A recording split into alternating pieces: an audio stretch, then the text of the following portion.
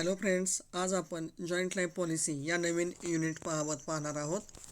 यामध्ये सर्वप्रथम त्याची इंट्रोडक्शन. प्रत्येक व्यक्तीला आपल्या आयुष्याचा विमा उतरवण्याचा अधिकार असतो. त्यामध्ये प्रत्येक व्यक्ती आपल्या आयुष्याचा किती रकमेचा किती वेळेला विमा घेऊ शकते, कारण प्रत्येक व्यक्तीचं त्याच्या आयुष्यामध्ये असणारं हित हे अमर्यादित असतं. त्याचप्रमाणे इथं भागीदारी संस्थेला देखील अपवाद नाही. प्रत्येक भागीदार आपल्या आयुष्याचा किती रकमेचा विमा घेऊ शकतात.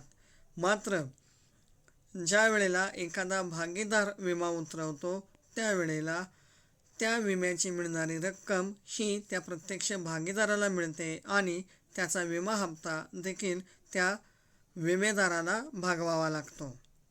मात्र ज्या वेळेला जॉईंट लाईफ पॉलिसी म्हणजेच भागीदारी संस्था भागीदारांचा संयुक्त विमा घेते त्यावेळेला त्याला जॉईंट लाईफ पॉलिसी असं म्हटलेलं आहे. मग अशा वेळेला जॉईंट लाईफ पॉलिसी जर का भागीदारी संस्थेनं उतरवलेली असेल तर त्या जॉईंट लाईफ पॉलिसीच्या प्रीमियमची रक्कम ही भागीदारी संस्था देत असते. मात्र त्याचा लाभ हा भागीदारी संस्थेतील प्रत्येक भागीदारांना मिळत असतो. मग त्यापैकी जर का एखाद्या भागीदाराचा मृत्यू झाला किंवा मुदतीनंतर जर का सर्वच भागीदार हयात असतील तर त्या विम्याची रक्कम प्रत्यक्ष भागीदारी संस्थेला मिळत असते. त्यामध्ये जर का एखाद्या भागीदाराचा मृत्यू झाला असेल तर ती भागीदारी संस्था ही विसर्जित करून मृत भागीदाराची रक्कम ही त्यांच्या वारसांना दिली जाते आणि ती रक्कम देण्याकरता अशा जॉईंट लाईफ पॉलिसीच्या रकमेचा लाभ होतो की जेणेकरून त्या भागीदारी संस्थेवर अतिरिक्त आर्थिक भार पडत नाही. म्हणूनच प्रत्येक भागीदारी संस्था ही आपल्या भागीदारांचा विमा उतरवत असतात. Accounting treatment. यामध्ये 4 पद्धतीनं आपणाला अकाउंटिंग ट्रीटमेंट करता येते. नंबर 1, ज्या वेळेला प्रीमियम विमा हप्ता हा रेव्हेन्यू एक्सपेंडिचर गृहीत धरला असेल तर. नंबर 2 पद्धत आहे विम्याचा हप्ता हा कॅपिटल एक्सपेंडिचर गृहीत धरला असेल तर. 3 पद्धत आहे सरेंडर व्हॅल्यू मेथड आणि शेवटची पद्धत आहे joint life policy reserve account method. प्रत्येक पद्धतीचं विश्लेषण खालीलप्रमाणे. ज्या वेळेला विम्याचा हप्ता हा रेव्हेन्यू एक्सपेंडिचर म्हणजेच चल खर्च जर का गृहीत धरला असेल तर त्यामध्ये according to this method the premium paid every year is treated as a revenue expenditure and transferred to profit and loss account at the end of each year. म्हणजेच ज्या वेळेला विमा हप्ता हा आपण रेव्हेन्यू एक्सपेंडिचर गृहीत धरतो, चल खर्च म्हणून गृहीत धरतो, त्यावेळेला त्या विमा हप्त्याची रक्कम प्रत्येक वर्षाच्या शेवटी प्रॉफिट अँड लॉस अकाउंटला ट्रान्सफर केली जाते. When policy amount is received on maturity or death of a partner. ज्या वेळेला त्या पॉलिसीची रक्कम एखाद्या भागीदाराचा मृत्यू झाला असेल किंवा विम्याची मुदत संपल्यानंतर ती रक्कम ज्या वेळेला भागीदारी संस्थेला मिळेल त्यावेळेला it is treated as a revenue receipt. मग ती देखील एक रेव्हेन्यू रिसीटच म्हणजेच चलप्राप्ती म्हणूनच गृहीत धरायचं आहे आणि मिळालेली रक्कम ही सर्व भागीदारांना त्यांच्या प्रॉफिट शेअरिंग रेशोच्या प्रमाणात वाटायची आहे. याकरता खालीलप्रमाणे जर्नल एंट्रीज केल्या जातील. त्यामध्ये पहिली जर्नल एंट्री प्रीमियमची रक्कम ज्या वेळेला आपण प्रत्येक वर्षी देऊ त्यावेळेला joint life policy premium account debit to bank account narration being premium paid. Entry 2, हा प्रीमियम प्रॉफिट अँड लॉस अकाउंटला ट्रान्सफर केल्याबद्दल profit and loss account debit to joint life policy premium account narration being premium amount transferred.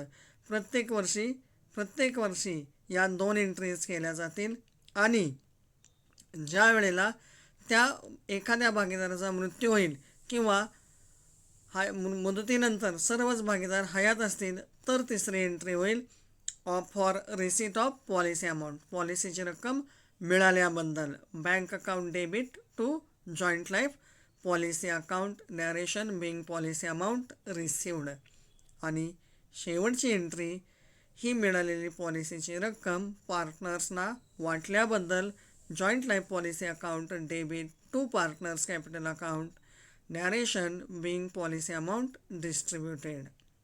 यानंतर दुसरी पद्धत, ज्या वेळेला आपण विम्याचा हप्ता हा कॅपिटल एक्सपेंडिचर म्हणजेच भांडवली खर्च गृहीत धरला असेल तर आता या पद्धतीमध्ये according to this method the premium is treated as an investment and debited to joint life policy account.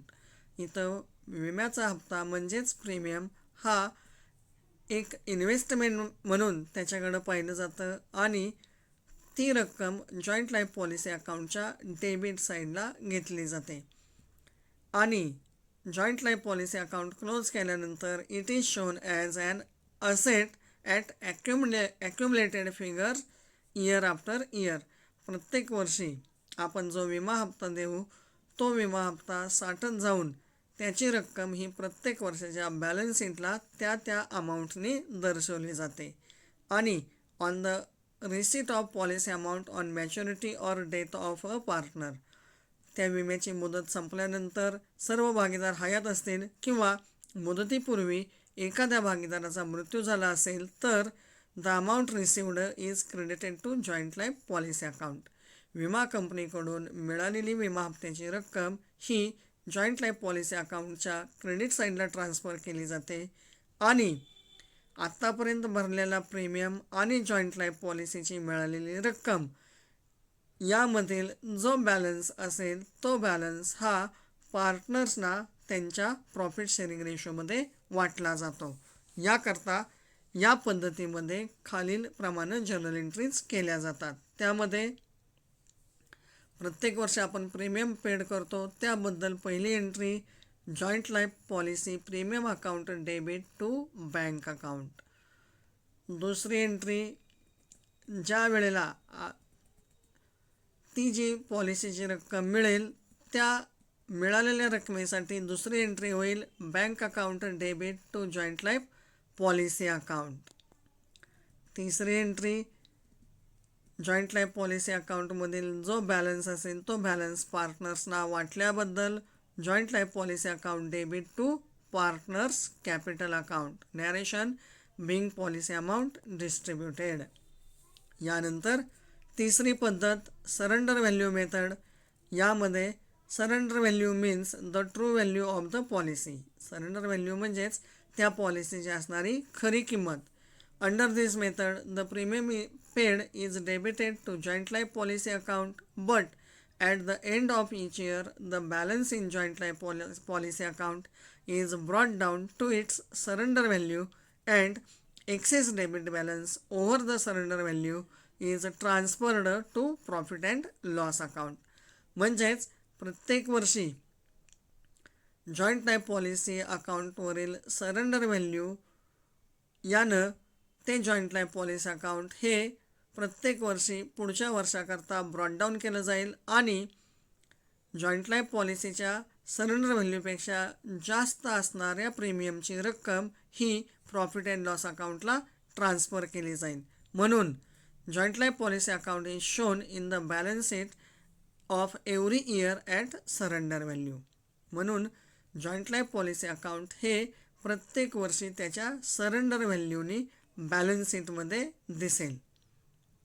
When the policy amount is received on the death of a partner or maturity, whichever is earlier is credited to joint life policy account.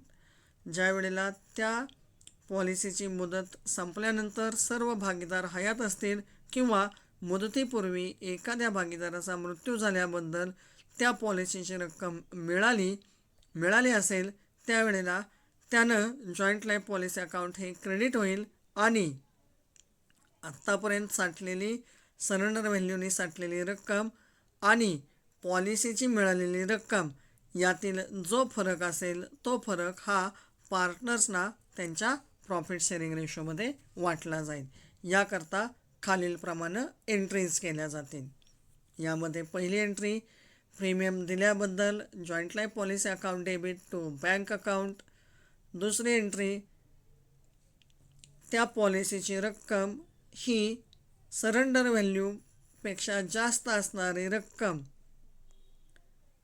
He profit and loss अकाउंटला transfer केल्याबद्दल entry profit and loss account debit to joint life policy account. तिसरी entry आपणाला पॉलिसीची रक्कम मिळाल्याबद्दल bank account debit to joint life policy account. आणि चौथी entry ती पॉलिसीची रक्कम जी मिळालेली आहे आणि आत्तापर्यंतची सरेंडर व्हॅल्यू वजा जाता राहिलेली जी रक्कम आहे ती पार्टनर्सना वाटल्याबद्दल joint life policy account debit to partners capital account. यानंतर आता शेवटची पद्धत joint life policy reserve account method. यामध्ये under this method premium paid is debited to joint life policy account. प्रत्येक वर्षी आपण प्रीमियम जो देतो तो जॉईंट लाईफ पॉलिसी अकाउंटच्या डेबिट साईडला एंट्री होईल. At the end of every year except the last year, an amount equal to premium is charged to profit and loss appropriation account and credited to joint life policy reserve account. प्रत्येक वर्षाच्या शेवटचं वर्ष सोडून प्रत्येक वर्षाच्या शेवटी premium एवढ्या रकमेनं reserve account create केलं जाईल आणि याकरता entry profit and loss appropriation account debit to joint life policy reserve account केली जाईल. The balance in joint life policy account is brought down to surrender value by transferring the excess amount over surrender value to joint life policy reserve account. इथं joint life policy अकाउंटच्या surrender व्हॅल्यूपेक्षा जास्त असणारी रक्कम ही joint life policy reserve अकाउंटला transfer केली जाईल. म्हणून the balance on the joint life policy account is shown on the asset side and that on the joint life policy reserve account is shown on the liability side.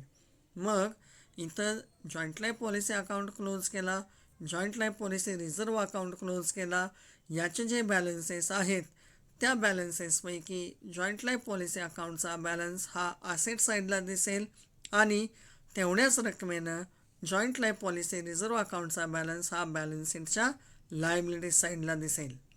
On the maturity of the policy or death of a partner, म्हणजेच मुदतीपूर्वी जर का एखाद्या भागीदाराचा मृत्यू झाला असेल किंवा मुदतीनंतर आपणाला पॉलिसीची रक्कम मिळाली, अशा वेळेला the policy amount received is credited to joint life policy account. पॉलिसीची रक्कम मिळाल्याबद्दल joint life policy account credit होईल आणि the balance in the joint life policy reserve account is transferred to joint life policy account. सर्वप्रथम joint life policy reserve account close करून त्या अकाउंटचा balance हा जॉईंट लाईफ पॉलिसी अकाउंटला transfer केला जाईल आणि joint life policy account close केल्यानंतर शिल्लक बॅलन्स हा पार्टनर्सना त्यांच्या प्रॉफिट शेअरिंग रेशोमध्ये वाटला जाईल. याकरता या पद्धतीमध्ये खालील जर्नल एंट्रीज होतील. यामध्ये नंबर 1 प्रीमियमची रक्कम दिल्याबद्दल joint life policy account debit to bank account. दुसरी एंट्री रिझर्व्ह क्रिएट केल्याबद्दल joint life profit and loss appropriation account debit to joint life policy reserve account. तिसरी एंट्री सरेंडर व्हॅल्यूपेक्षा जास्त असणारी रक्कम ही रिझर्व्ह अकाउंटला ट्रान्सफर केल्याबद्दल joint life policy reserve account debit to joint life policy account. चौथी एंट्री एखादा भागीदार मृत्यू पावला किंवा मुदतीनंतर रक्कम मिळाल्याबद्दल येणं असल्याबद्दल insurance company account debit to joint life policy account. पाचवी एंट्री रिझर्व्ह अकाउंट क्लोज करून रक्कम जॉईंट लाईफ पॉलिसी अकाउंटला ट्रान्सफर केल्याबद्दल joint life policy reserve account debit to joint life policy account. 6वी entry, joint life policy account close करून balance हा पार्टनर्सना वाटल्याबद्दल joint life policy account debit to partners capital account. आणि 7वी entry, ज्या वेळेला आपणाला पॉलिसीची रक्कम मिळेल त्यावेळेला bank account debit to joint life policy account. या पद्धतीनं एंट्रीज पूर्ण होतील. थँक्यू.